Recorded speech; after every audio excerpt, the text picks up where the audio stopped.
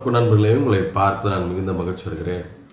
தானியேல் எழுதின தீர்க்கதரிசன புஸ்தகம் 3ஆம் அதிகாரம் 15ஆம் வசனத்தை பார்க்கும்போது, உங்களை என் கைக்கு தப்பி வைக்கப் போகிற தேவன் யார் என்று ராஜா அங்கே சேலஞ்ச் பண்ணுறதை நம்ம பார்க்க முடிகிறோம்.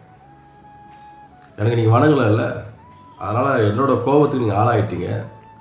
நான் செய்ய போகிற காரியத்துக்கு உங்களை யார் தப்பி வைக்க முடியும் சொல்லிட்டு மனிதன் சொல்ல, தேவன் யார், இவங்க ஆராதிக்கிற தேவனை சேலஞ்ச் பண்ணுறார்.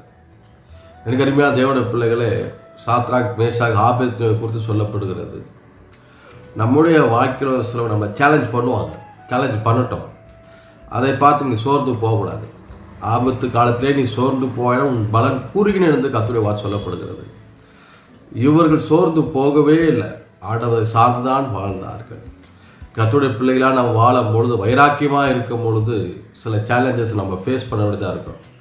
அந்த நேரத்தில் நம்ம சோர்ந்து போகாமல் தேவன் மேலே ஆண்டவராகிய இயேசு கிறிஸ்து மேலே விசுவாசமாக இருக்கும் போது கர்த்தருடைய கிரிய முடிவில் அநேகர் பார்க்க முடியும். கர்த்தருடைய ஆசீர்வாதத்தை அளவலாக பெற்றுக்கொள்ளுங்க.